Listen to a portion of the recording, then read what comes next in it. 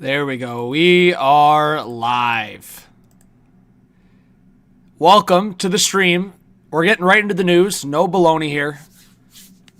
A lot going on. NHL trade deadline is not till Friday, March 6th, 3 p.m. Eastern time, and we already have a bunch of breaking news here we're going to have to talk about, and some potential news.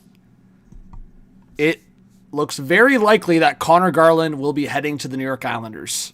Steven Rosner and a bunch of other sources indicating that, unless it falls through. But now Rosner talking about Myers not being part of the potential Garland deal. I know that was kind of speculated across Twitter, across X. And Robert Thomas, it's been kind of a developing story all day. Darren Dreger says that, one, they're the favorites right now in terms of the conversations heating up. And two, from a lot of sources now on both the Buffalo side, the Blues side, it looks like it's going to be heavily future-based. And when I mean future-based, it's probably going to be younger players, roster players, not so much. So maybe prospects, maybe draft picks. If you guys saw my video on Hot Take Hockey earlier, I talked about how I thought it would be probably a first-round pick, at least, maybe two, and then some kind of prospect package included with the likes of either Radim Murtka, Konsta Helenius. You could probably throw in maybe Oslin or Rosine in those conversations as well. What's going on, Noah? What's going on, J-Dub? Thanks for being here. Let's get the live comments rolling.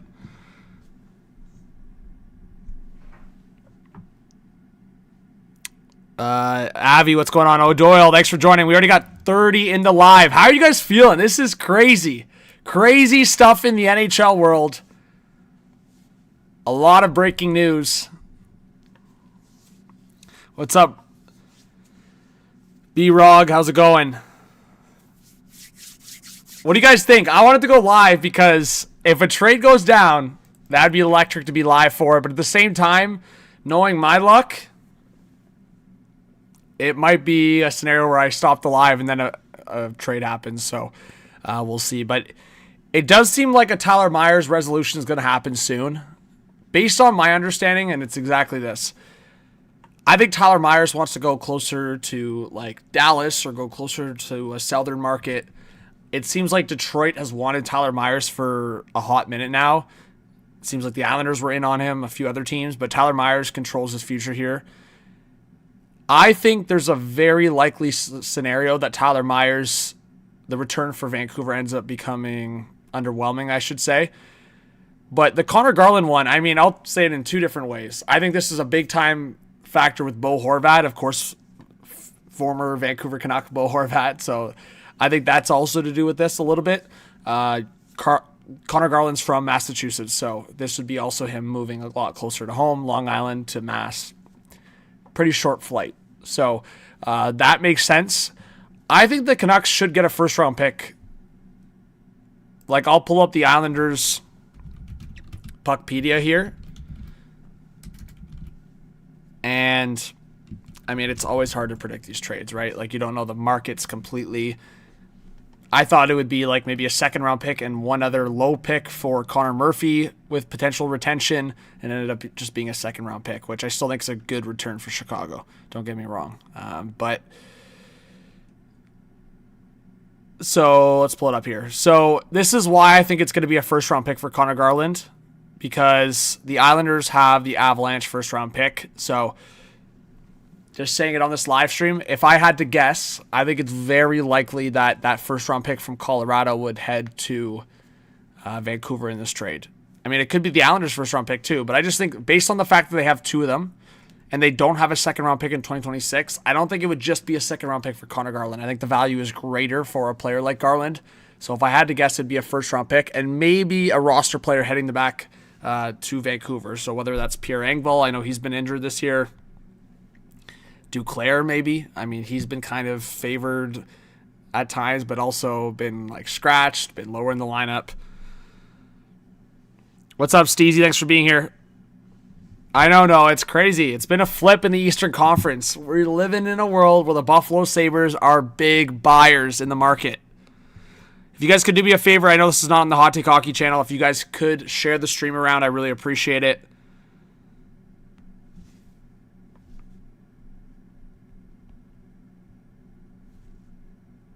All right, there we go.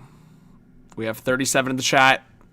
But this will be the channel, unless something crazy happens over the next 48 hours.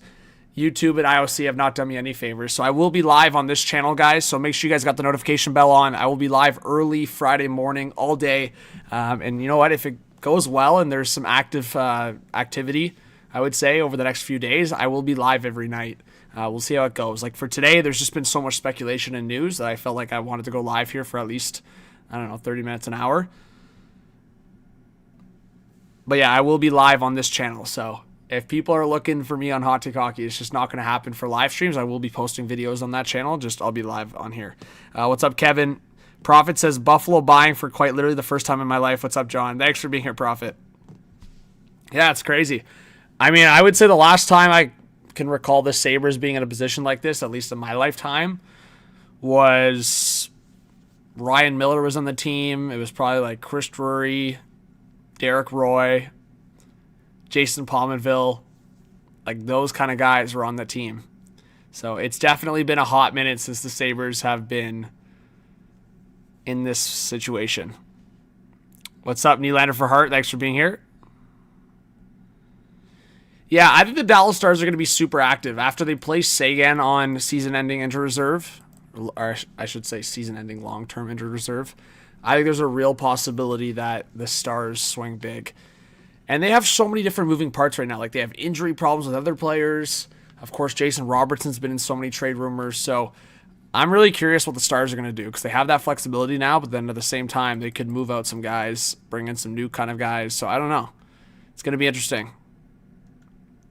But this tweet from Chad, who I think is a pretty good Sabres source, he says, as I see people tossing names out, I'll kick this to the top of the timeline again. If the Sabres do get Thomas, it'll be headlined. I should shift this over so you guys can read it. It'll be headlined with futures and minimal, if any, NHL roster impact. What that means, though, is logically Hellenius and or Murtka would be part of the return, along with a first to start. Probably 3 to 4 pieces overall is what I'm betting on. And that's kind of what I said. I think it's going to be 3 to 4 first-round pick valued pieces. So I wouldn't be surprised if it's literally Hellenius, Murtka, a first, and maybe another younger player in there. So if I had to guess, maybe it's like an Isaac Rosén. But I think it's going to be expensive. Like I've seen people just, actually Cooley could be in there as well, but I've seen people just like put in like 2 prospects and a first, and like the prospects are nothing like crazy. I just don't understand how people can't understand. Robert Thomas is not just the point production. It's the contract. It's the term. He's locked up long term. He's 26 years old. He can play center. He can play wing. He's naturally a center. There's not many centers that have his profile in the market right now. There's barely any. At that age, entering his prime, the cap certainty, the contract certainty, and the flexibility, and the versatility. I could use every word in the book when it comes to Robert Thomas. He's going to bring the offense, but he's going to bring his two-way game. He can play on any line. So I just think there's so many elements to Robert Thomas's game that he is that perfect style of what you want on a playoff team. So I think it's rightfully so expensive. Like, I don't know why people are shocked. Like, I have so many people, like, in my comments or, like, a couple people in my DMs, like, being like, bro, you're so out of it with these price tags. And it's just like, I hope I'm proven wrong for whatever team acquires him because I think it's a steal if you don't get at least 3 first-round equivalents in this deal. At least. So when people are trying to tell me that it's like Jack Quinn and a first or something like that, I'm like, you are out of your mind. The deal would have been done months ago if that was the price tag. And I also see other people proposing things, and I'm like, I was proposing Matthew Nyes, a first Joseph Woll on a Toronto perspective. Guys, I have it on pretty solid, I would say, source and just talking to different people that there were a lot of other different teams in on Robert Thomas like a week ago. And that's changed really quickly. Like, I think Boston and Toronto were really in on Robert Thomas, or at least having those conversations. Boston, I mean, they had that tough loss against Philly the other day, and Toronto, obviously, we know Toronto's story. They've just fallen off a cliff. So I don't know if they're necessarily in on this anymore. But teams like Utah, Montreal, Buffalo, obviously, and Detroit probably you could throw in there. I think there's probably a couple sneaky teams in there, but those are probably the big four I just mentioned. I just don't think Montreal wants to give up what's expected here, and I still feel hesitant if Detroit is willing to do that. I know a lot of Red Wings fans were on me in the comments as well, but I just truly have not seen Stevie Y give up a huge package. Like, Stevie Y's, he kind of gives me those vibes of like what Edmonton's been doing lately. It's just like they're not willing to give up the big pieces to get a really big fish. And I think Buffalo is clearly the team that's being aggressive right now. We have 50 in the chat. If you guys haven't yet, hit that subscribe button. I really appreciate it. I will be live on this channel on Friday all day for trade deadline. Please hit that like button if you haven't yet. Share the stream. What's up, Wade? Thanks for being here. I'm not from Belleville, Wade. I do some stuff with Belleville this season. Extreme says, hi, John. Should the Leafs trade Matthews, Riley, or Nylander, or all of them? Long term, maybe all of them. But right now, I don't think that's happening. I don't think any of those guys are going before the deadline. NS says, if the Leafs somehow traded Matthews, the Mammoth would be funny for him to go to. I mean, yeah, that's kind of been a fit that's been talked about. The Passion of the Leaf podcast says the Sabres being buyers came out of nowhere. Yeah, I mean, I don't think it came out of nowhere. I think the Sabres being as good as they've been kind of came out of nowhere. I thought the Sabres in the last 3 years could have been a playoff team. But the last 2 years showed that they just weren't ready, and it's that repetition in your head. You can't forget it. So, like, going into this year, I'm like, okay, well, not much changed outside of just the players they already had maturing. So, yeah, I mean, certain guys are just elevating their game, right? Like, Tage Thompson just keeps getting better and better. I think Alex Tuck, obviously in a contract year, still trying to prove what he can do and earn that contract. And then a lot of the younger guys, like, that's why I was shocked to see some people, and honestly, a couple reliable people, mention Owen Power's name in these conversations. Personally, when I made my video on Hot Take Hockey earlier, I didn't mention Owen Power because I don't think that's the smart move from Buffalo, even in a deal like this. I think if you're including Owen Power with other pieces for Robert Thomas, I think that could end up being a big loss for Buffalo. If it was a 1-for-1 trade, that's a different conversation. I think that actually could be fair for both teams. But when I start seeing it's Owen Power and two other pieces, I'm not on that wavelength for Buffalo. So I like what I proposed a little bit better because, yeah, the value could still be very high and Buffalo could still be giving up a lot.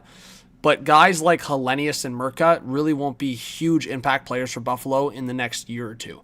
Like, they could be impact players, just not to their, I would say, ceiling, where they have a lot of guys on that roster right now that are already there. What's up, Dom? Thanks for being here. What's up, Chad? Chev, what's going on? Leafs defense says, dang, Sabres went from getting rid of players to acquiring key player.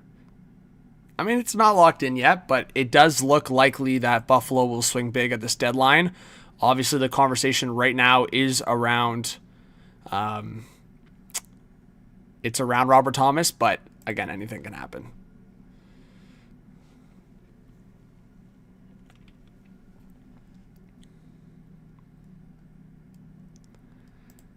All right.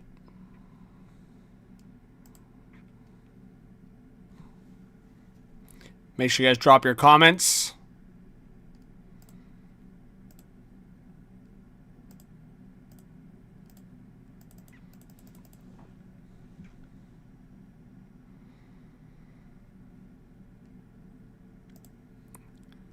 All right.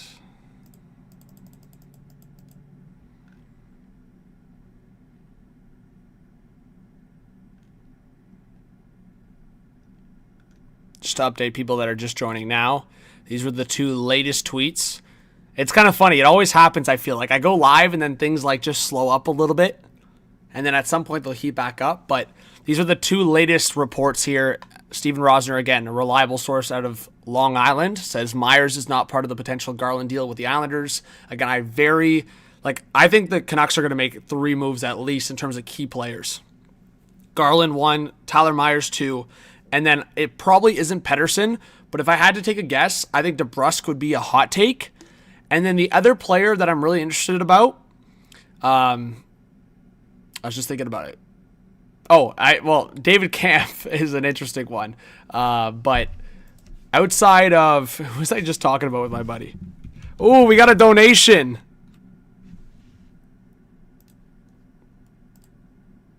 Oh, Evander Kane. Why was I forgetting Evander Kane? He's like the most problematic on the team. Anyways, Evander Kane. So, Evander Kane is probably the third one. I don't know why I was forgetting Evander Kane. That's just weird. Hey, Hex with the 5. Thank you so much for the dono. Guys, can we respect this donation to a huge degree? This marks a milestone. This is the first ever super chat on this channel. Can we get W's? Spam W's in the chat for Hex. That's awesome. Yeah, by the way, guys, I did get this channel monetized, so at least that's a positive outlook on Hot Take getting blocked from live streaming for the time being. Huge W to Hex. Thank you so much for that super chat. Says, hey, John, love your channel. Any feelings on the Olympic result potentially having a net negative effect on Austin's captaincy, media, team, fans? Thank you so much for the dono. I really appreciate it. Yeah, you know what? I'll just say this. One thing that I really hated was the perception and from some media outlets trying to like perceive Leaf fans to be on Austin Matthews to a larger degree when he returned Saturday night against Ottawa. I promise you guys, especially having the impact not even impact, like just the presence, I'll say, for one, and just different people that I know in the arena, it was like 80% cheers for Austin Matthews when he returned. So that's one. Two, there was just one really bullshit article from a certain site that I'm not going to give attention to. In Toronto, I think they've lost more of my respect. Biggest bullshit market platform, and it's just so garbage. So that's my answer, Hex. I think there was one publisher or one platform that writes articles. They're a big joke, and they've shown that they're even a bigger joke now. So that's my one take. And then the second one, like I said, I think there was just a lot of misperception on what the reaction to Austin Matthews was. I think there's a lot of the people online that are just criticizing him. You guys know what I've already said. I think he's always under the microscope. I think anybody would have went to the White House. Obviously, the political stuff aside, I'm not going to talk about that stuff on this channel, and I'm never going to talk about it. A lot of people went, right? Everybody went except for guys that had a tough schedule or whatever it may be. Sidney Crosby's gone to the White House. A lot of other Canadians that have won Stanley Cups playing for American teams have gone there, right? That's the reality. That is fact. That is not opinion. That is fact. Sidney Crosby has been there. He has been there. Oh, B-Rog with the $5 dono says, let's get a dono train going. Yeah! Woo-hoo-hoo! B-Rog, dono train. Let's go. Let's get some W's in the chat for B-Rog. That's awesome. What a legend. Let's go. Let's go, B-Rog.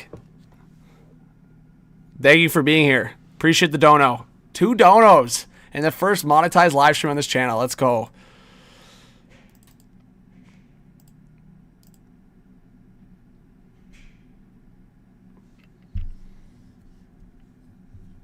Oh, that was March 2nd, so we don't need to watch that.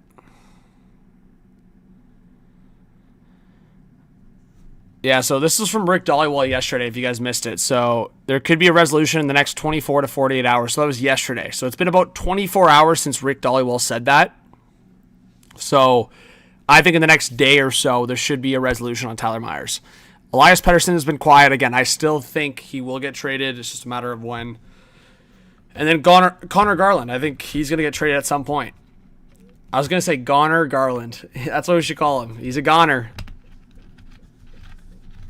I don't think Besser's going to get traded, but DeBrusk is probably the hot take, and then Kane. Oh, Dono Train! Jada with the 5 says, I have wanted a 2C for over 4 years. If we don't get one at the deadline, I will lose all faith on, or cheers on monetization. Thank you, J-Dub. Appreciate it. Thank you so much. Big shout out to J-Dub in the chat. Again, I never expect donations, but you guys are too kind. I appreciate it. And I will say, I hope you guys understand, when you become a YouTube partner, it's not just about the monetization. Obviously, I appreciate the support, and that's a huge aspect of just living and day to day. But I will say, becoming a YouTube partner, I've already noticed the difference of the channel being recommended. Like the one video I posted a couple days ago, I was like, damn, the viewership's slow. And then I saw it recommended, and I was like, that is awesome. And it got, I think it's almost at 2,000 views on a channel that has only 3,000 subscribers. That's pretty sweet. So thank you guys for the support. I appreciate it. Gamer, no, you know what? I think if the Leafs were gonna make a coaching change, it should have happened 3 months ago. That's my opinion. So at this point, I don't know. I don't really have an answer for it. It's actually such a tough situation the Leafs have put themselves in. If they were gonna make a coaching change, it should have happened back in November or December. That's kind of my answer to you. Hey, D-Man, thanks for being here. I appreciate it. Damn, see what I mean, guys? It's like everybody's like busy 9 to 5, and then like I guess everybody's on some live shows right now. We got to scroll down a little bit to the other news. But actually, I haven't really talked about this yet. So this is actually really interesting. So if Thatcher Demko is ruled out for the year, which I don't know if that was, so they're marking it as LTIR. So if we go to the Canucks Puckpedia page here, and I think they've since updated it. You guys will see here in a second. Where was it? Oh, here we go. So LTIR, is it for the season? Oh, it is. Okay. September 15th, 2026. Okay, so they did put it on long-term, season-ending long-term injury reserve. So the Canucks will have that cap flexibility. So obviously they don't need it for the playoff perspective, but now it's locked in that they will have that flexibility, and their LTIR pool is 5.8, if you guys can see it right there. So what that means for the Canucks is in any trade, whether it's with the Islanders or other teams, they can take back big contracts, and that actually adds more value to the deal for the Canucks. So I wonder, especially if they're trading with the Islanders have a couple bad contracts, so it could end up being a bigger deal. But you guys are going to hear this a lot in the live stream. I'm just going to be like, give me more news. I'm going to be spamming my mouse. Give me more news.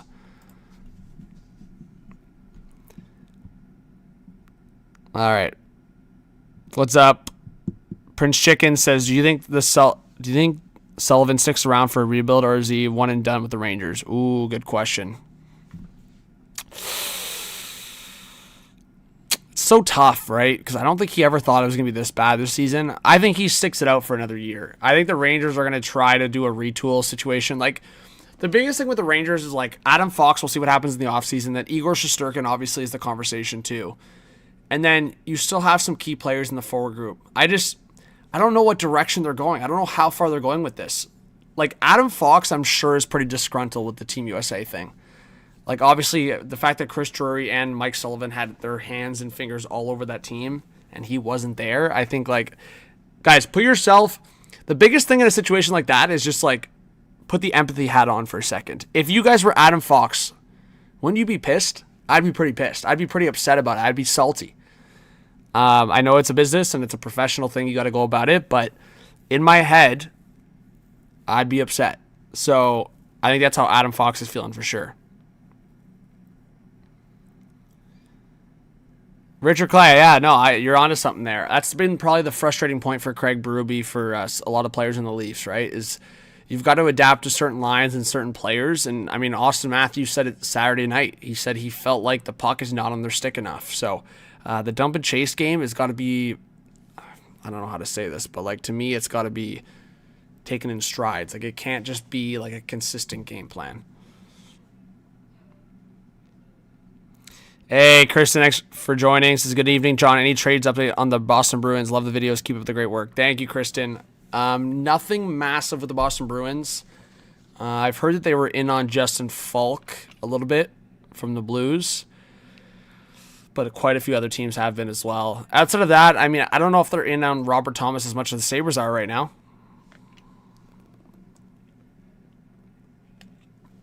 What do you guys think? Should I end the live stream? There's a track record of me ending a live stream and then breaking news happening. It's funny how that works. It's a trend. I'm not going to, but I'm just saying that I've done that in the past, and then the breaking news happens right after. It's funny stuff.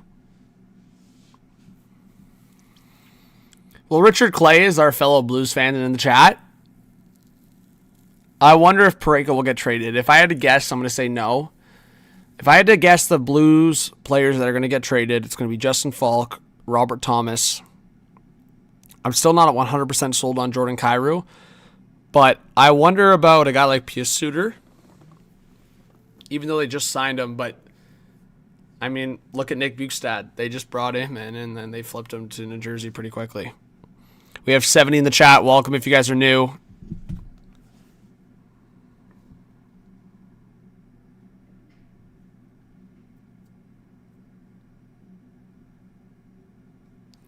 Also, guys, I'll reveal it over the next couple days, but I got some new jerseys added to the collection, so 3 new jerseys. I'm excited to reveal them in the next couple days.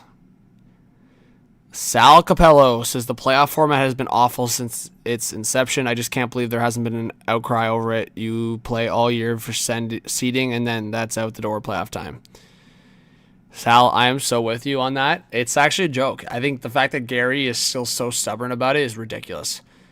It honestly just wrecks, like, as you said, the fight that you put out throughout the season. Sorry, I can't speak English, but like Minnesota and Dallas this year is the perfect example of that. Like Minnesota and Dallas were fighting for a spot for so long, and I feel like in a way it's kind of gone out the window. But Dallas, luckily for Dallas in the NHL market and just the attractiveness towards the NHL, Dallas has just ignored that. They have gone on a 9-game win streak. So on the devil's advocate side, I'll still say that teams can still just ignore that. But clearly Dallas, I guess, is trying to push for that Colorado spot. But really, it's going to be those teams running into each other regardless.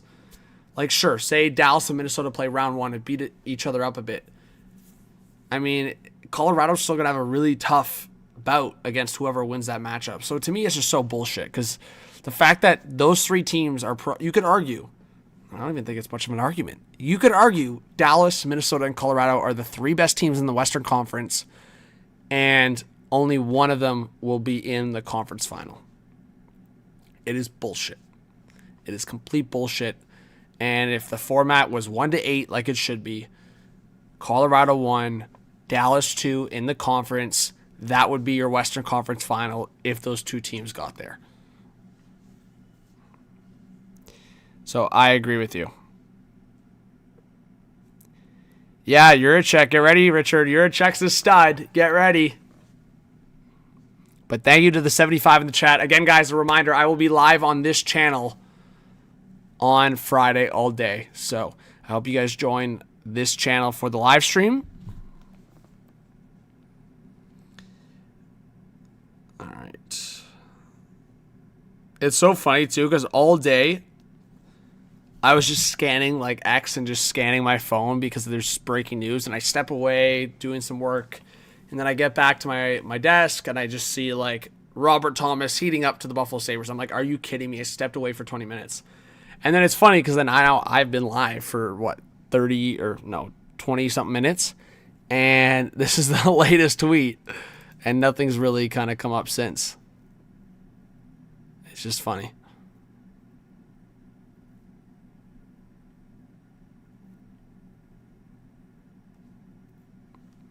Hey, B-Rog with the 2 says, I'll be here. You should all be here too. B-Rog, thank you so much. I appreciate you. What a legend. Let's go. What a legend. Do I think Lafreniere's a bust? What's the definition of bust these days? Right? Is he a bust for a first overall pick? For sure. Is he a bust? I just don't like calling guys a bust if they're an NHL talent. He's truly an NHL talent. Hey, Greg, no, the trade deadline's not today. It is on Friday. So I will be live all day Friday. Again, we're only on Tuesday, so there's lots of time for trades to happen. And honestly, guys, I'm excited. Like, it sucks that this one I'm not going to be on Hot Take Hockey, but we're still going to have a great stream. And I would imagine if I start early in the morning, a lot of people will pick up on it. And because I know a lot of people have been on the Hot Take Hockey live stream in the past and have told me that they go searching for it, I'll make sure I have Hot Take Hockey in the title and in the description, so when people search it up, they'll find it. But yeah, it's crazy. We're basically 72 hours, right? Ish, less than 72 hours, like 68. I think it's like 69 maybe hours away. Yeah, it's like 68 hours and 58 minutes. If my math serves me right, right? Tuesday to Wednesday, Wednesday to Thursday, Thursday to Friday. Yeah. So it's like 68 hours and 52 minutes to the trade deadline. And we've barely scratched the surface on trades. So it's going to be exciting, guys. I think there's going to be a lot of trades that happen in the next 3 days. And I'm excited for it. Prince Chicken says, which teams do you think will not do much? Good question. I don't know if they'll do nothing, but like Chicago doesn't have much, like they don't have much more to offer. Like if you look at their players here, I mean, they could offer whoever at the end of the day, but in terms of like players I actually think they'll deal, like if you go through it here, they have a lot of pending UFAs, but they just retained on Connor Murphy. And I don't know if it's listed here. It should be. Yeah, so retained. If you guys see right here, each team can only retain on 3 contracts. And Chicago has already retained on 2. Seth Jones, and that's long-term. And then they just retained on Connor Murphy. So if you look at the other guys that could be dealt by Chicago, like the pending UFAs here, nobody's taking Nick Foligno at 4.5 straight up. Nobody's taking Jason Dickinson at 4.25 straight up. Nobody's taking Mikheyev at 4.04 straight up. Maybe somebody takes Lafferty at $2 million straight up. Maybe. So yeah, just to like, I could see one of these 2 guys, Dickinson or Mikheyev, traded at 50% retained, and then maybe Lafferty. But beyond that, I mean Donato maybe, but I feel like Chicago's like Donato, but maybe. So beyond that, I feel like Chicago for a team that should be selling. I mean, Burakovsky would be interesting. I think because Bertuzzi still has like 3 years left, I think they'd likely keep him, but I wouldn't be surprised. So the Chicago one is like a team that they should be making a lot of moves, but they might not. So that's why I was kind of framing that towards your question, because other teams at the bottom, like Vancouver, like St. Louis, I mean, Toronto's technically at the bottom of the Atlantic, so, I mean, I think Toronto's going to be busier than Chicago if I had to predict. And then who else is near the bottom? I mean, Calgary's probably going to be fairly busy, so. And also, Calgary already made a big move, right? So, beyond Rasmus Andersson, I still think Calgary's going to make 2 more significant moves. Like, they just have so many guys that can get moved, between flipping Whitecloud maybe to Kadri to Uyghur to Blake Coleman. Like, there's just a few other guys, even middle 6. So I think Calgary's going to be busy. So Chicago's the only team that's like near the basement that I'm like, are they going to make a lot of moves? They might. But because they've already used 2 of their 3 retention spots, it's going to be tough trading some of these guys that I just mentioned. What's up, that guy Alex? We got 85 in the chat. Adam, you never have to apologize about being late. You're good. Appreciate you being here. And again, the main live stream is on Friday. I just figured I'd go live because busy stuff going on.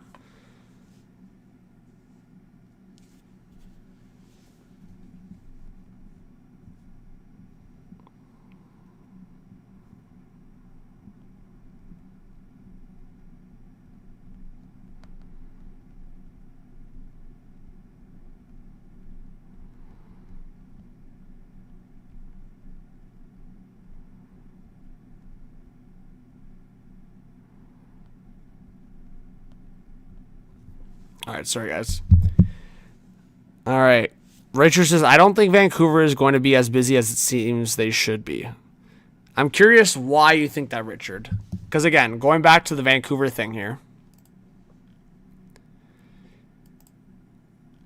So they have the cap flexibility now, and they have the LTIR flexibility with Demko on there. So, again, do I think they're going to trade DeBrusk and Besser? Probably not. But between Evander Kane, Connor Garland, Drew O'Connor, Teddy Bluger, David Kampf, like, there's going to be minor deals. Like, in comparison to what I just showed you with Chicago, teams would be more than willing to take David Kampf for cheap and Teddy Bluger for cheap. That's fourth liners. Those are face-off guys as well. Tyler Myers is likely going to get dealt. So that's like 5 players I just mentioned. And in a 3-day span, I feel that's fairly busy. So, yeah, I'm going to ask the chat a quick question. Give me the top 5 teams that you guys think will be the busiest, all right? And I'll go through it. The top 5 teams that I think are going to be the busiest in the next 3 days here leading into the trade deadline. So Vancouver, I think, is up there. I think, you know what? It might be a flop, but I think based on just Evander Kane, as I'm doing this, Conor Garland hasn't been traded yet, but I think he will be based on, like, here's the thing. His no movement clause kicks in, and they have an opportunity to trade him now. And it seems like the Islanders and other teams, I just think it makes sense to move him. Then you have the depth guys, Drew O'Connor, Bluger, Kampf, all on reasonable cap hits. You talk about a couple of the defensemen as well. Tyler Myers, roster management or roster purposes, he's been out. So I think they'll be busy. I think there's probably 4 teams that might be busier. And I think another team that's probably going to be super busy is obviously St. Louis. And again, we've talked about Robert Thomas, but there's a lot of other guys that will probably be in these conversations. As I said, Nick Bukestad, they brought him in, and they still traded him this season to the Devils. I could see them doing similar with Pia Suter if the market's there. I'd be really curious about a guy like Oscar Sundqvist, who's got that championship pedigree, could be a good fourth liner for a team, and again, cheap on the cap. And then you look at the defensive side of things. Is Justin Falk for sure going to get dealt? And the big question will be, is Jordan Binnington an offseason move? Or is he a before the trade deadline move? I think he's going to have a say for sure. As you guys can see here, he has a 14-team no-trade list. I've mentioned Carolina and Vegas as 2 teams to watch out for Jordan Binnington. So I think Bitter could get dealt, but it could also be an offseason move. Another team that I think is going to be super busy, and we'll scroll down here, is this team here. The Buffalo Sabres. And I know that's biased towards what we just talked about, and I didn't really have them being super busy before, but now that I think about it more and they're on Robert Thomas, I could see them making a couple moves. If they're in that mindset, that was the biggest thing that I questioned with the Buffalo Sabres. Were they in that mindset? And it seems they are. If they're in on a fish like Robert Thomas, I think they're going to be in on a couple players. So, I mean, they've been now tagged with Justin Falk as well from St. Louis, and it seems like Yarmo is sniffing around.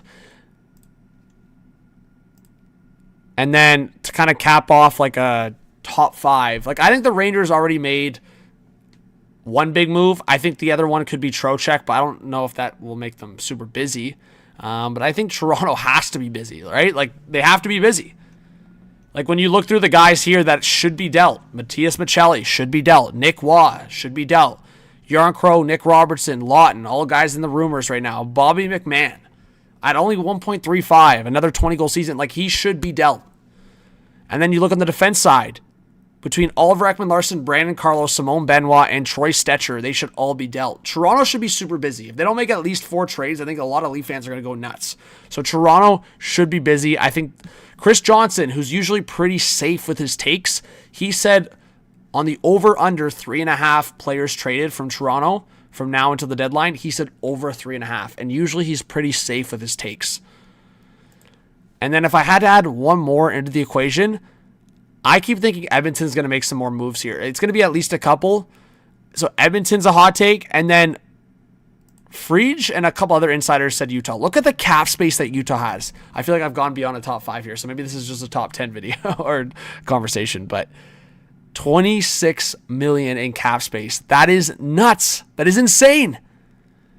So the fact that they've been in on Robert Thomas, if they miss out on Robert Thomas, there's other big names that they could go after. I wonder. And Nick Schmaltz being a pending UFA, they probably don't want to add another big pending UFA to the equation here, especially with all that cap space. So they aren't afraid to go after a big fish. So do they call a Vancouver and go, hey, what's the availability on a Jake DeBrusk or Brock Besser? Do they call a Calgary and go, hey, we'd love to have Nazem Kadri here? He'd be great in this top 6. Do they call a team like Toronto and go, hey, what's your availability on any of your guys, really? I mean, there's some teams that have also kind of ruined the aspect of like big potential names.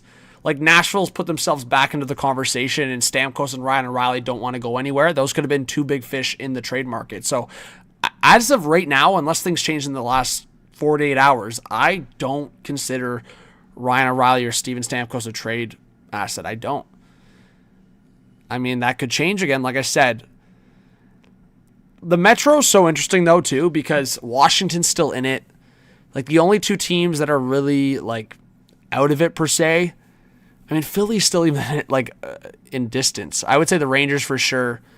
And then you could probably argue between the Devils and Flyers just being out. But I think Carolina should go after a center.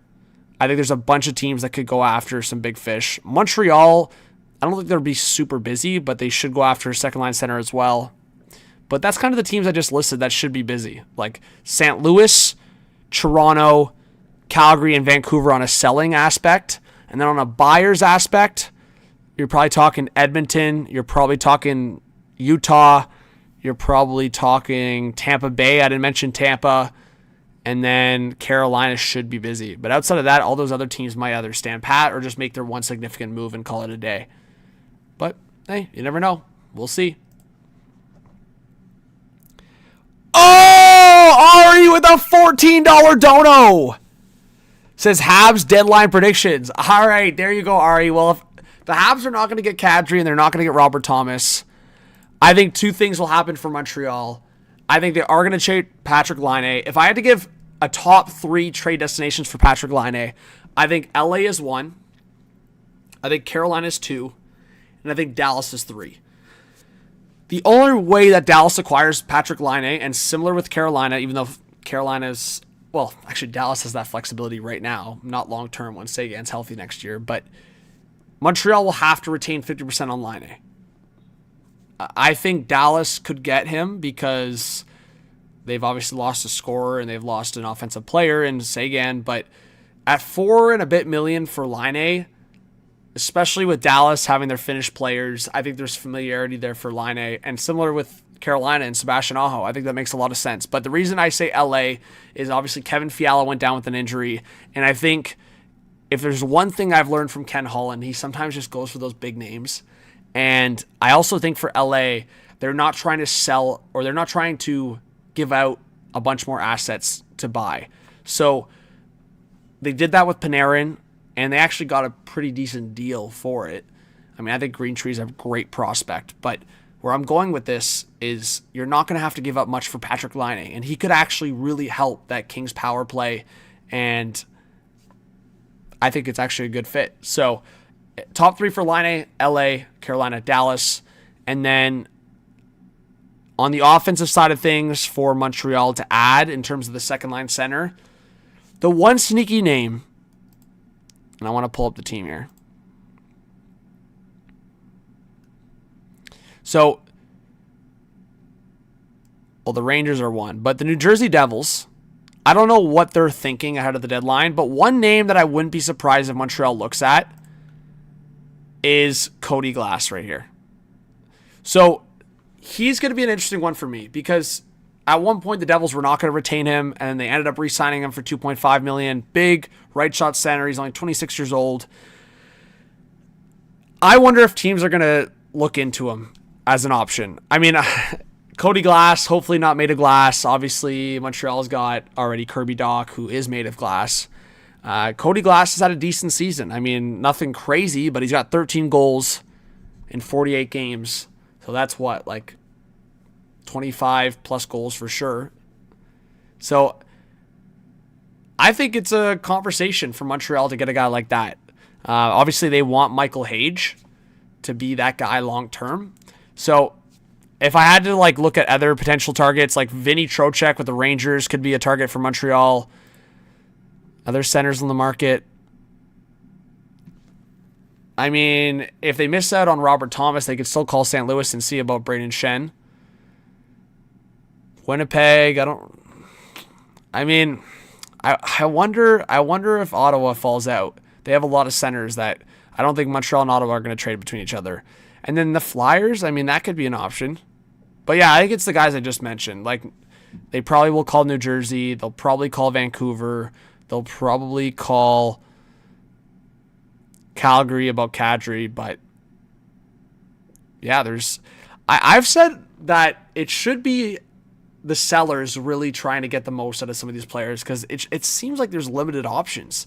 Like, there's a lot more teams that I go through this list that are like either buyers or on the fringe of playoffs. They're not going to sell off pieces. San Jose is an interesting one because they acquired Kiefer Sherwood, of course, but now Kiefer Sherwood might not re-sign.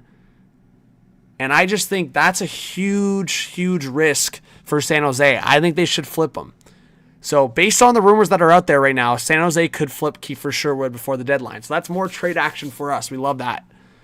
So hopefully that helps answer your questions, Ari. Appreciate the dono.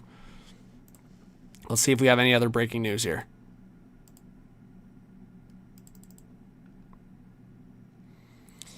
All right, here we go. LeBrun on the Habs and Thomas on insider trading.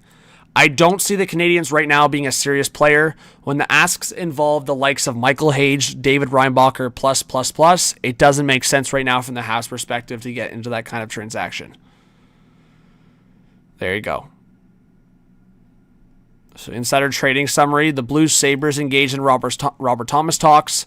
Price doesn't make sense for Habs. The Oilers are seeking a third-line center. And guys, from what I've heard and seen, it seems like Nicholas Waugh from Toronto could be high up on Edmonton's list. It's a buyer's market forcing teams to stay patient. Interest in Conor Garland. And then asking price for Rasmus Ristolainen. From what I've heard, it seems like it's still going to be at least a first-round pick and a prospect, or a first-round pick and a younger defenseman for Rasmus Ristolainen. And again, Conor Garland, while he could end up with the New York Islanders, there's a few other teams interested. And honestly, I think the Boston Bruins could be looking at a homecoming there. Chris Johnson on insider trading for Thomas Sabres says the Blues have been looking for 3 to 4 what I'll call premium assets in this deal, which is one of the reasons all these teams out there with that interest haven't got to the point where Buffalo is. Buffalo's got so many assets. It's ridiculous. It's ridiculous, truly. Cass, thank you so much for the $5 dono. Says, thank you for always being so nice and speaking so highly of my Seattle Kraken. They mean a lot to me, and the Vancouver Canucks always talk bad about my team. Or you're saying the Canadiens from Vancouver. Uh-oh.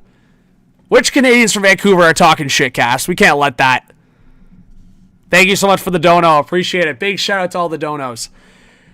To continue on this, what I can tell you with the Sabres is the belief is that they have gotten into that range where you were talking about a package of picks, players, and prospects that gets to about 4 players. And if you get to that stage, I do think you have to wonder, will the Sabres be able to pry a little bit more out of St. Louis? They are looking for a D-man, and the Blues do have some players at that position available in this trade market. So that's another thing to consider here as the teams continue to grind away at this deal. So what I was talking about with Riley, shout out to Riley, big Sabres fan represent for this channel. What if it was a bigger deal for Buffalo? What if it becomes Robert Thomas and Justin Falk? Again, I talked about this earlier in this live stream and on the video.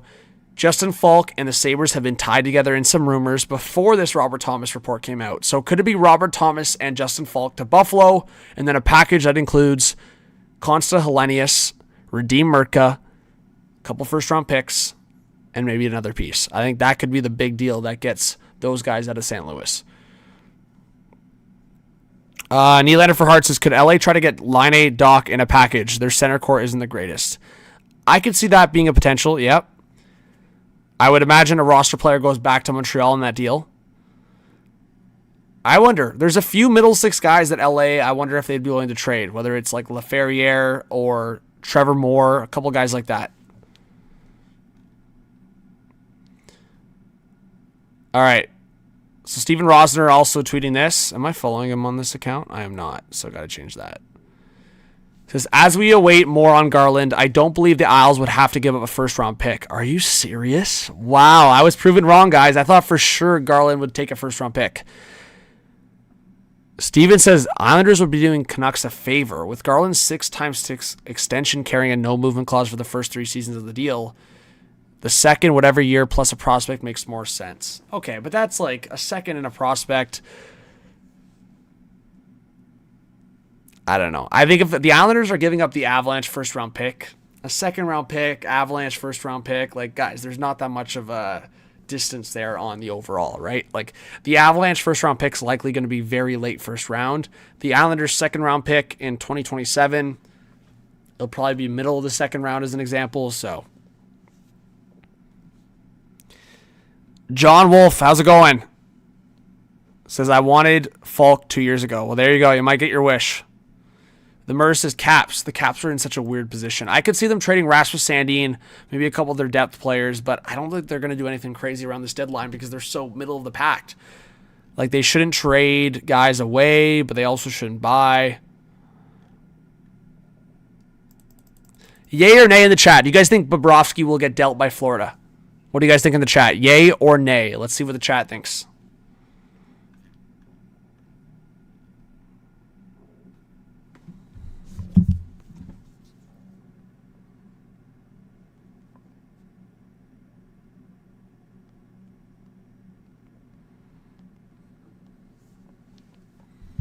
Wow, a lot of people say nay. Yeah, pretty chicken. That's why I said a second in 2027. The Islanders do not have their second round pick in 2026. We went through that. And I'll show it again to the screen for Prince Chicken. Some people don't believe us, so we got to show them. So to give you guys the visibility on it again, as you guys can see, the first round picks. Oh, I don't know why that just happened. So you can see the 2 first-round picks the Islanders have in 2026. One is their own, and the other one is the Avalanche, and that was in the Brock Nelson trade. So as you can see, this was the full trade. The Avalanche got Nelson and Dufour, and the Islanders got Callum Ritchie, Shillington, a conditional first and a conditional third. That was, I mean, obviously the Islanders got lucky with getting the first overall pick to select Schaefer, but that's got to be one of the best moves in Islanders history. Like, you love Brock Nelson. He was a great Islander. But getting Callum Ritchie in a first-round pick is one of the best deals I've seen in Islanders team history. Like, it's crazy. There were so many overpayments last year, and that's why I still think there's going to be some overpayments this year. It might be more of a fair market, but I think that's why our head is in that mindset and why my head's in that mindset. There were so many overpayments last year that, like, anything below that, anything that's not as egregious as that is seen as, like, a really good deal. Like, there's this thing in our head where it's like right shot defensemen or top 6 centers, you need to give up an arm and a leg for them. And I mean, that's still kind of the case, but like based on last year's market where literally for a pending UFA, you're giving up Callum Ritchie, who I think is a legit young rising piece for the Islanders. And I thought that back then when they acquired him, and I saw him a bunch in the OHL, so I knew how good he was.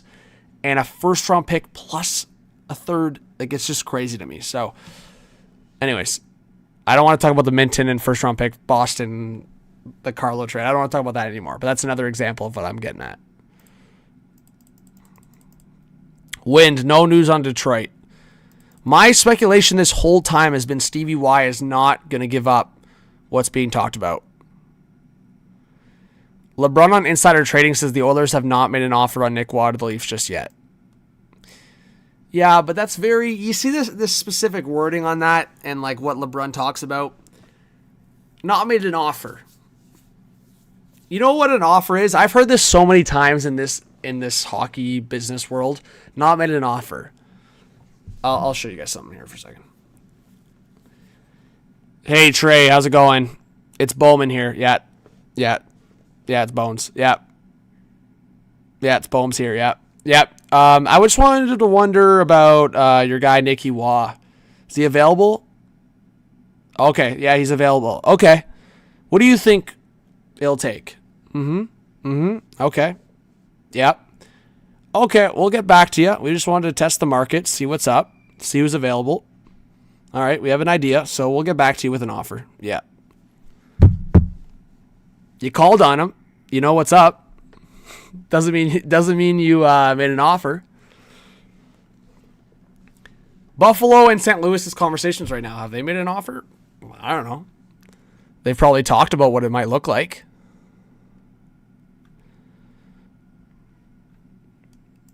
Did they talk about a potential trade? Let's see here.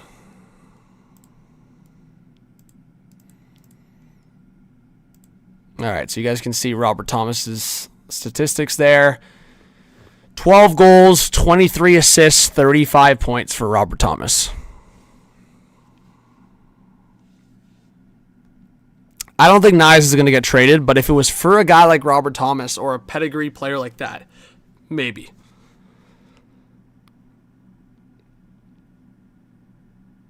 Chad says Power and Lafreniere both have had plenty of time. I don't know what you're saying, Chad, but I would say that Power is definitely more of a success story at this point in his career than Lafreniere. I mean, Power is playing like 20 plus minutes a night on Buffalo.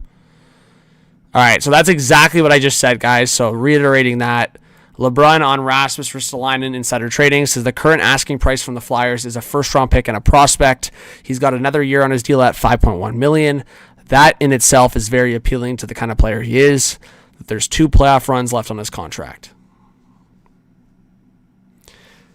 Bacon says, I want the Flames to go after Power or Korchinski. Well, no.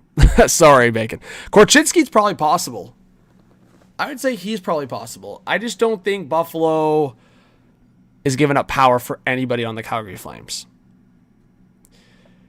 It would have to be like Kadri 50% retained plus Weegar plus Blake Coleman. Then maybe.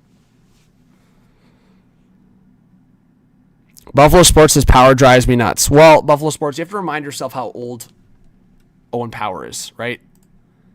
Like, I think some Sabres fans forget that. I've literally seen some Sabres fans say they prefer Byram over Power. And I'm like, well, you know what? The reality is Owen Power is 23 years old. And Bowen Byram is 25, I think. I think there's 2 years apart. And it's like, bigger picture, I actually don't know. I think they're only 1 year apart, maybe. Yeah, they're 1 year apart. So they're both high draft picks. Byram's got a year on Power. Byram also was with the Avalanche, won a cup. So I would say there's pros and cons to both players. I don't know. That's kind of what I'm getting at a little bit.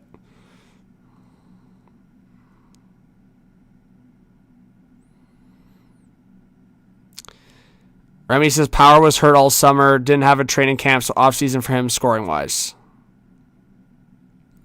Sens Outlook, what's going on? What deals could I see the Sens making? I still think the Mackenzie Weegar thing is a thing.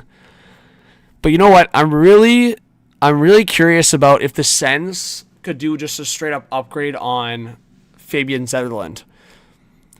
I suggested them looking at Kyrou, honestly. I think it actually makes a lot of sense. If the Sens were to package Fabian Zetterlund, like, statistically, it's actually not too far off. And honestly, it actually could make sense for St. Louis as well. So let's just talk about that as a possibility. I actually like this conversation. So if you go to the St. Louis Blues here for a second. I mean, we could even do a mock trade, but let's just go through the roster for a second. So if you go to Jordan Kyrou, again, he would have to waive. He's got a no-trade clause. But 27 years old, his numbers are not great, obviously, on paper for a guy making that much money, right? He's got only 14 goals in 50 games, 33 points in 50 games. You go to Zetterlund on the Ottawa Senators.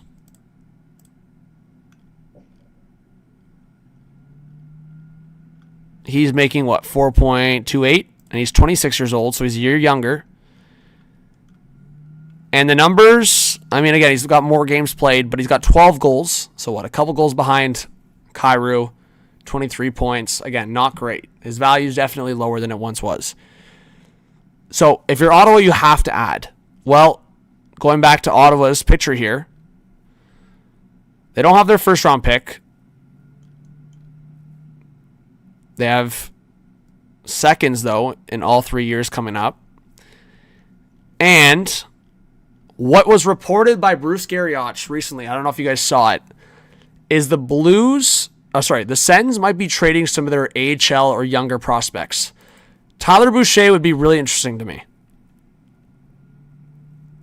He's, again, not going to be a guy that puts up a lot of points, but he's probably projected to be a perfect bottom 6 NHLer soon. 16 points in 31 games with Belleville. I don't know where I actually forget where he was born, but was it maybe Arizona? But they were saying, Bruce Garrioch was saying, between Tyler Boucher, Jorian Donovan, and Mads Sogard. And then he was also saying that Ottawa might be willing to give up, actually maybe it was somebody else, but that they would be willing to give up draft picks. This is who I think St. Louis should target, though. And if it was a deal like this, plus Zetterlund, plus a draft pick, I think they could probably get St. Louis intrigued enough to deal Kyrou. So, again, is it a lot of value? No, but Kyrou is not on a good contract, and production-wise, it's just not good. So it's either got to be a bigger contract plus some pieces, or it's got to be a team that has a lot of cap space. Ottawa, I don't think they have that much flexibility. They have $11 million. So, yeah, they could fit in Kyrou without sending a contract back, but that's it. Then they're done.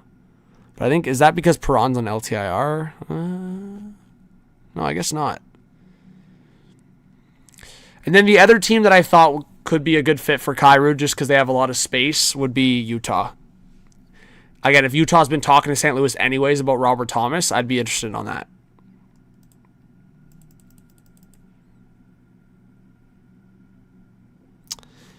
Yeah, but sends out, look, who are you sending to St. Louis to pry out Kyrou and Parayko? I just feel like that's unrealistic. Like, you got to send a pretty significant piece back to St. Louis. Like, are you sending Ridley Gregg to St. Louis? Outlook? If you're sending Ridley Gregg to St. Louis, then you're talking. Then I think you could have a conversation there.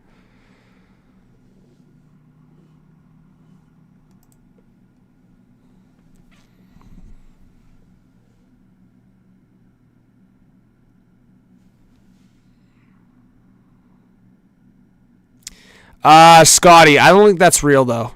I saw Jay Swish talk about that, Scotty. I don't think Owen Power's in the conversation. I thought maybe, but again, if I had to guess, I think it's prospect-based and draft pick-based. Buffalo's got the cap space, and I just think they will deal so many more pieces in that aspect than deal Owen Power, I think.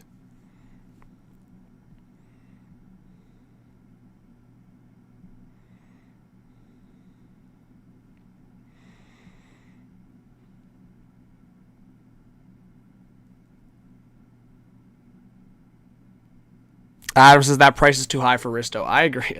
Bro, the Flyers have had this price tag on Ristolainen for like 3 years. Or basically a year after they acquired him. I want to check when they acquired Ristolainen. I mean, it's been a while now, it feels like. But let's see.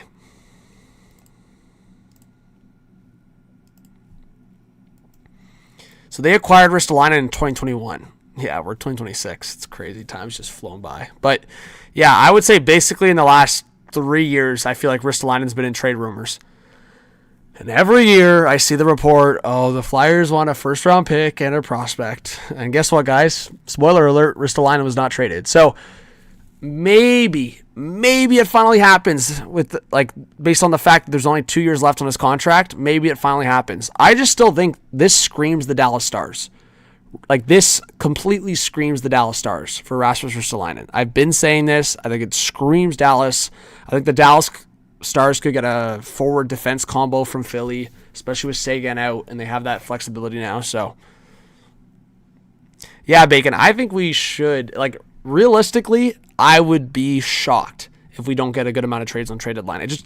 People are like, oh, John, be careful, and they're like, oh, you never know, but it's just like, there have been so little trades, and obviously it's just such a tight time now from the trade deadline. Unless we get like a bunch of deals in the next 24 hours, which I guess is possible, I just think the trade deadline should be busy.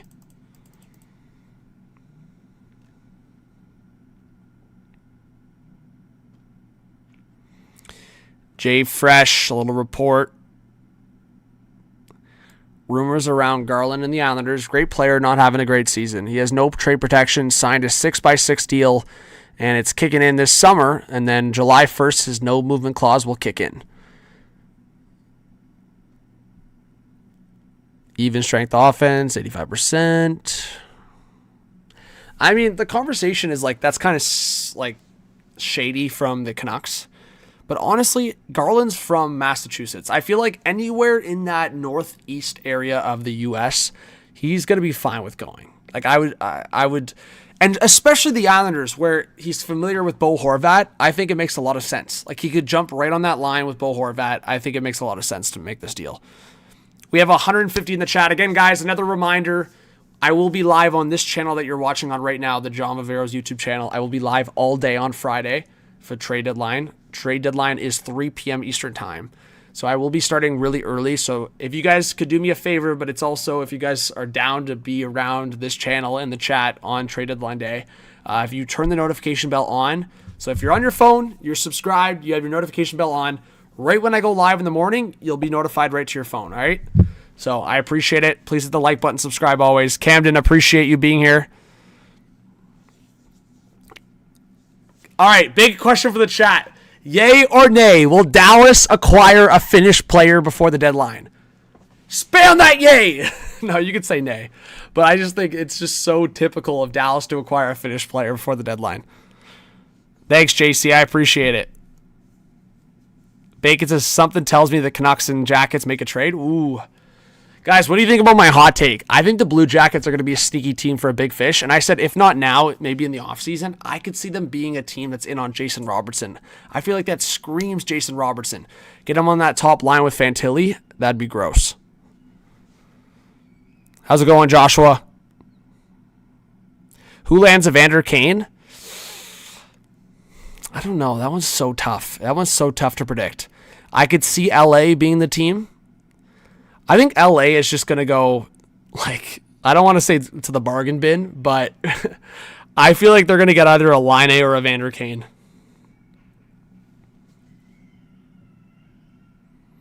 Yeah, Bacon makes a good point. Honestly, guys, I'm not going to lie. I just have not been keeping an eye on the Evander Kane sweepstakes. That's just not been me.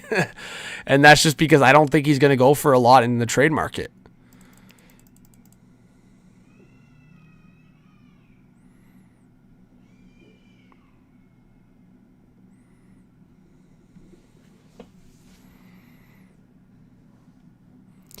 But, hey, we got as high as 150 in the chat. That's amazing. Steel Pen says Pittsburgh's going to make 3 small moves that all have an impact. Well, here's the thing I'll say, Steel's Pen. The Pens already have, like, a full forward group. I feel like they don't even need to add anybody. They're playing really well without Sid. And if you put Sid in that lineup now, you have a decent player that's out of the lineup. So that's one. I could see maybe an add on the defense group. And maybe they trade away Stuart Skinner, but that's about it.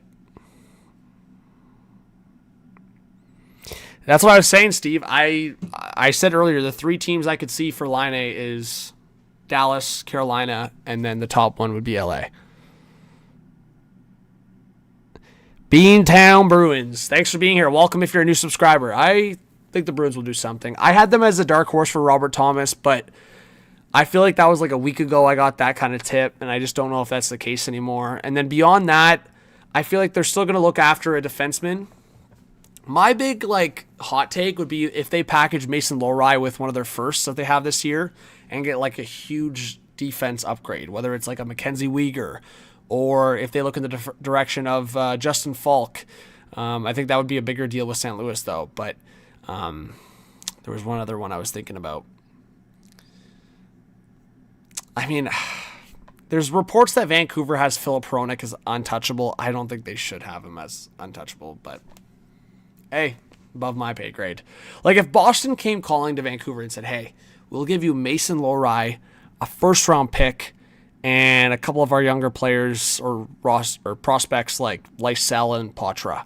Like that kind of deal for Hronek, and you'd say no? Like, I don't know. I just don't think that's smart if you're Vancouver. Like, to me, that would be a huge win for Boston, too, because they don't need those assets I just talked about there. Like, Hronek would be a significant update or upgrade over Lohrei. So to trade also a first-round pick in Lysell and Poitras as an example, I would say do it if you're Boston, and that benefits Vancouver. So a kind of deal like that I think makes sense, but there's been these like rumblings that Vancouver has Hronek as untouchable, which I think is foolish. Like, it'd be one thing if he was super young, right? But I don't think he's young. I think he's like 30. I mean, again, that's young, but not in NHL terms. How old is he? Let's see. Oh, he's 28, but he's, let's see. But again, that's not super, if you're rebuilding, 28 is not super young.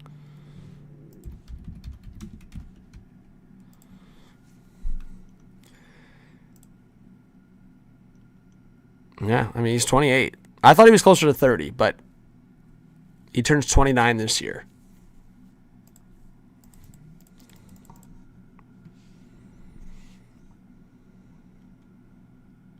But yeah, still, it'd be different if he was 26, not turning 29 by next season. I feel like you'd rather sell high on a defenseman when they're 29 than when they're 31, you know? Like, it's the same thing as like a contract for a player. A player would rather go into free agency at 29 than 31. There's just so much more value there always.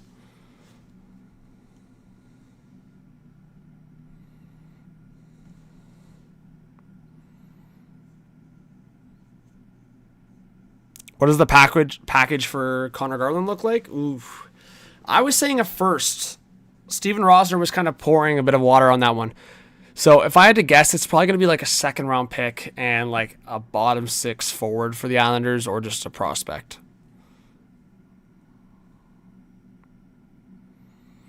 I know. I hope there's one huge trade tonight. That'd be great. I don't know if that's the case, but...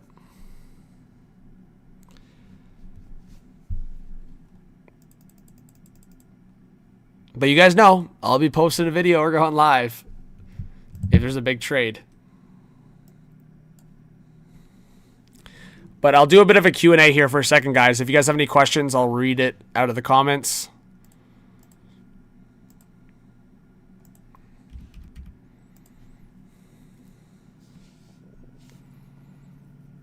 Mr. Trey Living sleeping?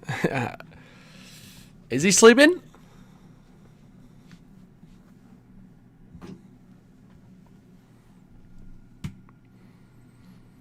Yeah, I mean, Bacon, what's significant, though? I guess that's my question. What is significant is a huge, huge question.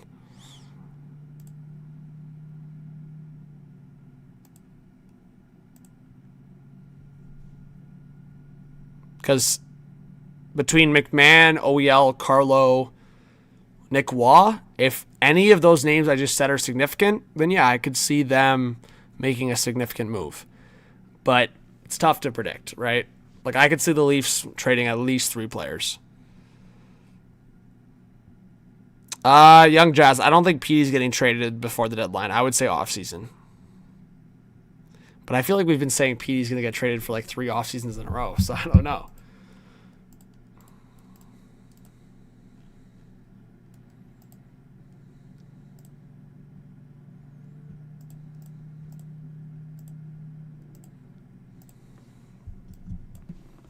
Let's see what the chat's saying here. Send Phil Myers the SHL. Prince Chicken, where's Duran getting traded to? Where is he headed? Bacon says, is Coleman retained 50% worth of first in a prospect? Oh, I'd say so. Retained 50%? Oh, yeah.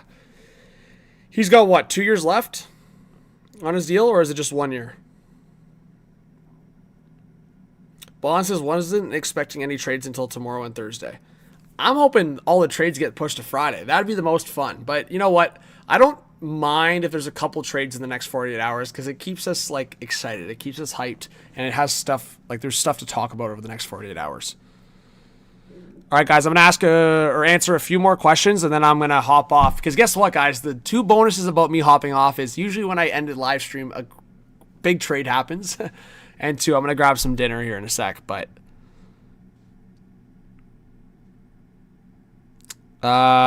maybe Roberto. You know what? You might be onto something. Conor Geeky got called up by the Lightning. Is that a showcase? It's always interesting. The Lightning always have a big move up their sleeve. I wonder, between Conor Geeky and Sam O'Reilly, I wonder if they trade one of those young players for a big fish. You never know. Hey, Bon, I appreciate you joining. Again, guys, I will be live on this channel. So Hot Take Hockey, videos will be posted there. I might still post some videos on here, but Hot Take Hockey is going to be for videos for the next few weeks. This is the channel I will be live on. So I hope you guys are subscribed to both. but I will be live on this channel. So if you guys are looking for the Hot Take Hockey live stream, it's here. This is the Hot Take Hockey live stream.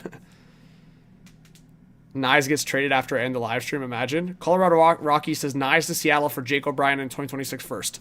Where do I sign? Where do I sign? I'm doing that right now. Where do I sign? Let me know. I am signing on the dotted line for that trade. Let me know. Hacks with the $20 dono. Oh my goodness.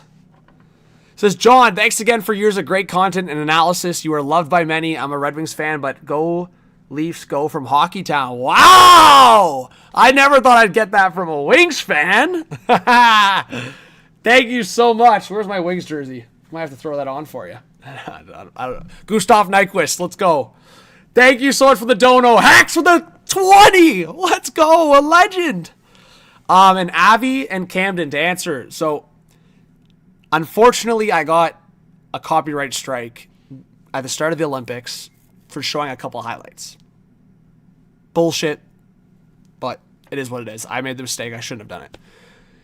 Long story short, I'm not getting live streaming back on Hot Take Hockey, my main hockey channel, until the second week of May, I think it is.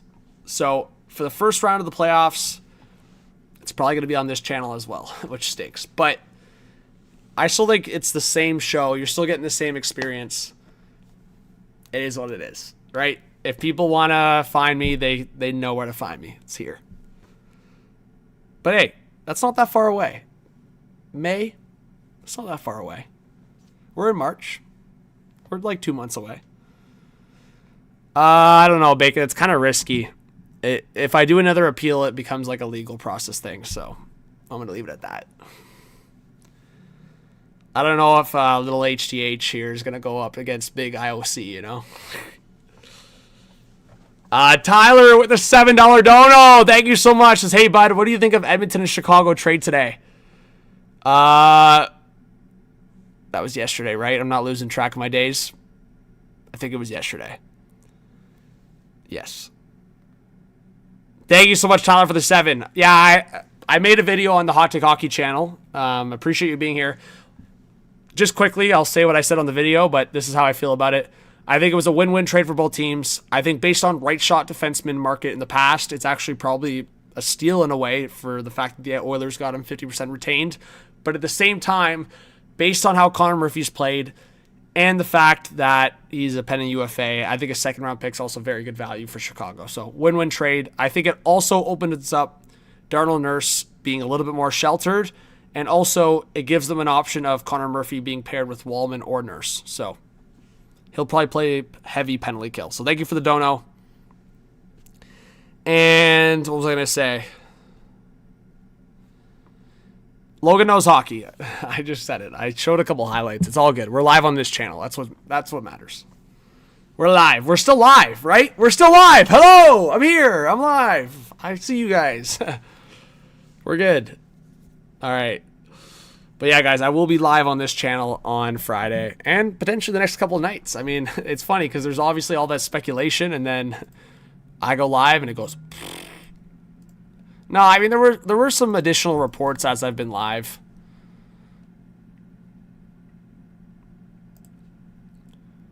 Let's go back to this here for a sec. So maybe the Jets get a little busy. Ooh, get a little busy. And then Dallas Stars are eyeing Ristolainen. I talked about that many times before. Islanders are fishing for their top 6 guy. Is that Conor Garland? Leafs, Rangers, Utah, very busy. Habs, Kings, Line, Tuck extension, unlikely. Man, it's crazy. The Panthers are still a pretty deep team, and that's with no Barkov. Like the fact that they're going to miss the playoffs, and they have a deep team. It's like this year's just been crazy, man. The fact that the Panthers and Leafs are likely missing the playoffs, and the Sabres, Red Wings, and Habs are in. It's just been a huge flip in the Eastern Conference.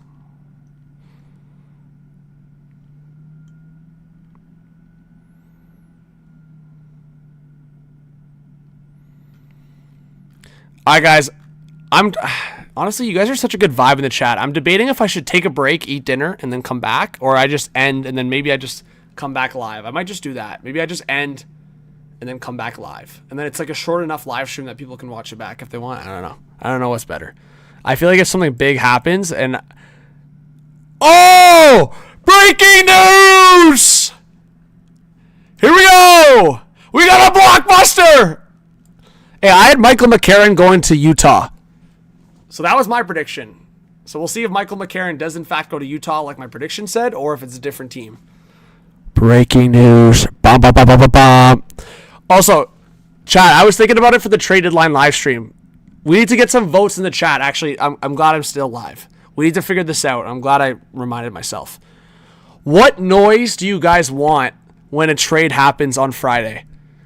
Do you want like something like a little bit like deeper, like a bum bum bum, or do you want like a bell, or do you want like a beep, or do you want like a massive obnoxious graphic over the top of the screen going breaking news? What do we want? Chat's got to decide. You guys are the viewers. Moaning. Richard says moaning. Oh my god, a bark. Oh my, you guys are. Think about what the general viewer consensus would be.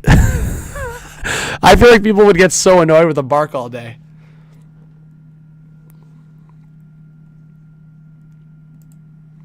Oh my god. Imagine a bark. Alright, let's test it out.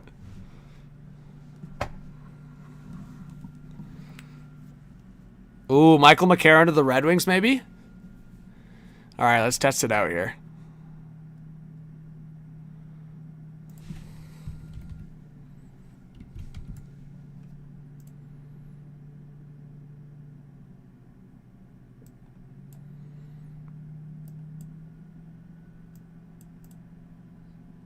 Alright.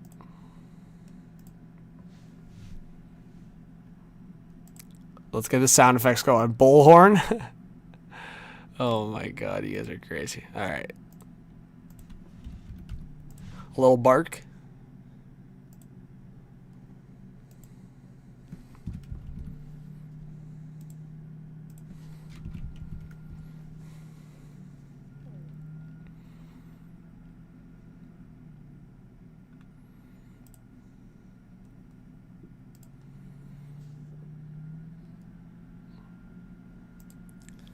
Who let the dogs out? That kind of bark? What are we thinking?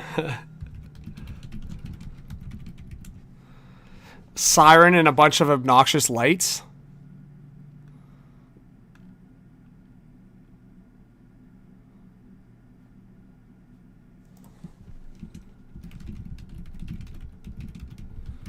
I would have to like download a sound effect though.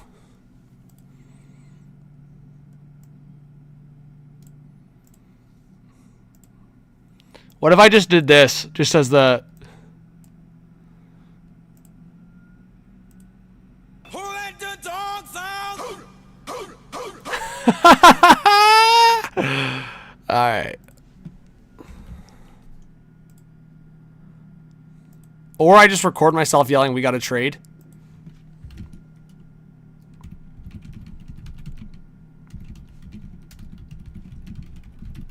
Ooh, actually no. I think I got the winner. I think we have a winner. I think I have the winner, guys. I think I have the winner. We have a trade to announce. I think that might be the winner. I don't even know why I didn't think about that before. We have a trade to announce. Bro, that's nostalgia. W's, let's do it. Yeah, Gary. Gary has arrived.